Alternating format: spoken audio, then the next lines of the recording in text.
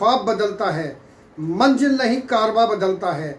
जज्बा रखो जीतने का, क्योंकि किस्मत बदले ना बदले पर वक्त जरूर बदलता है। जय हिंद साथियों, आप देख रहे हैं बड़ी खबरें ANA लाइव न्यूज पे अमित शर्मा के साथ। ANA लाइव संवाददाता से फोनिक वार्तालाप में विश्व हिंदू महासंघ के अंतरिम राष्ट्रीय अध्यक्ष सुरेंद्र अवधूत ने कहा, विश्व हिंदू महासंघ के राष्ट्रीय अध्यक्ष उत्तर प्रदेश के मुख्यमंत्री योगी आदित्यनाथ ने दिल्ली से सटे नोएडा में धर्मांतरण का खुलासा होने के बाद प्रदेश सरकार ने सख्त रुख अपना लिया है। धर्मांतरण गिरोह के आतंकी संगठनों से जुड़े होने के प्रमाण मिलने के बाद सीएम योगी आदित्यनाथ ने जांच एजेंसियों को इस केस की गहराई से जांच करने के निर्देश दिए हैं। सीएम ने एजेंसियों को दिए स्पष्ट निर्देश दिया कि देश की सुरक्षा और आस्था के खिलाफ साजिश करने वालों से सख्ती से निपटे। वहीं सीएम योगी खुद को धर्मांतरण प्रकरण की मॉनिटरिंग कर रहे थे। जांच एजेंसियों को पुख्ता प्रमाण मिले कि इस केस का मास्टरमाइंड उमर गौतम देश के 24 राज्यों केंद्र शासित राज्यों में धर्मांतरण करा चुका है। हिंदू ही नहीं, ईसाई, जैन और सिख परिवारों के बच्चों को बड़ी संख्या में धर्मांतरण करा चुका है। जांच एजेंसियों को नापाक विदेशी फंडिंग और टेरर फंडिंग के भी प्रमाण मिले हैं। धर्मांतरित मुकबधिर बच्चों को जिहादी गतिविधियों में इस्तेमाल किए जाने की साजिश भी रची गई थी। विश्व हिंदू महासंघ के अंतरिम राष्ट्रीय अध्यक्ष सुरेंद्र अवधूत ने कहा, योगी जी ने उत्तर प्रदेश में धर्मांतरण करने वाले गिरोह को सख्ती से निपट रहे हैं। जो उत्तर प्रदेश के मुख्यमंत्री ने कर दिखाया है, ऐसा आज तक किसी भी मंत्री ने नहीं किया है।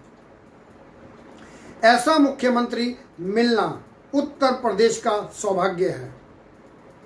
विश्व हिंदू महासंघ के अंतरिम राष्ट्रीय अध्यक्ष सुरेंद्र अवधूत ने कहा, योगी जी ने इसके अलावा उत्तर प्रदेश में 3 तलाक पर भी सर्वोत्तम अपनी भूमिका निभाई है।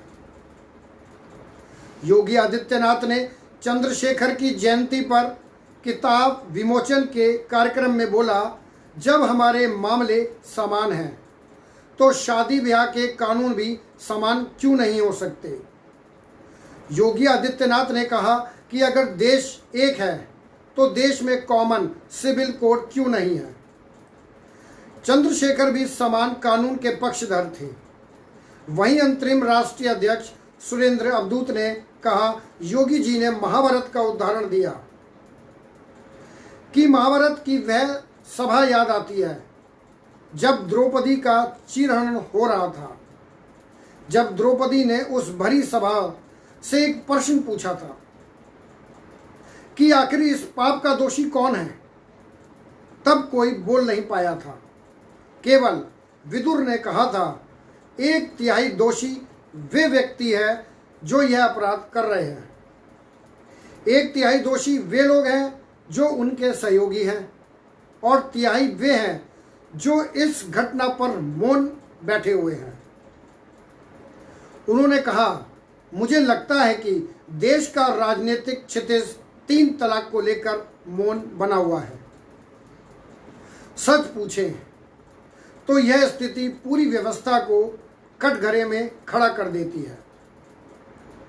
अपराधियों के साथ साथ उनके सहयोगियों को और मौन लोगों को भी विश्व हिंदू महासंघ के अंतरिम राष्ट्रीय अध्यक्ष सुरेंद्र अवधूत ने फिर योगी आदित्यनाथ जी के संबंध में कहा, योगी जी ने जनसंख्या नियंत्रण विधेयक का मसौदा तैयार कर दिया है।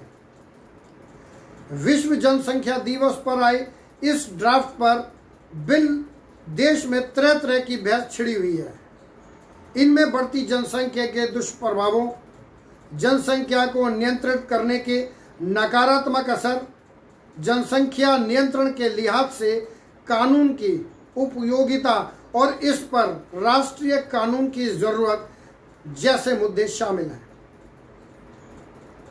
दिलचस्प बात यह है कि एक तरफ जनसंख्या नियंत्रण कानून को लेकर जहां सत्ताधारी राष्ट्रीय प्रजातांत्रिक गठबंधन में फूट है, तो दूसरी तरफ इसे विपक्षी संयुक्त प्रगतिशील गठबंधन के घटक दल का साथ मिल रहा है। डर मुझे भी लगा फासला देखकर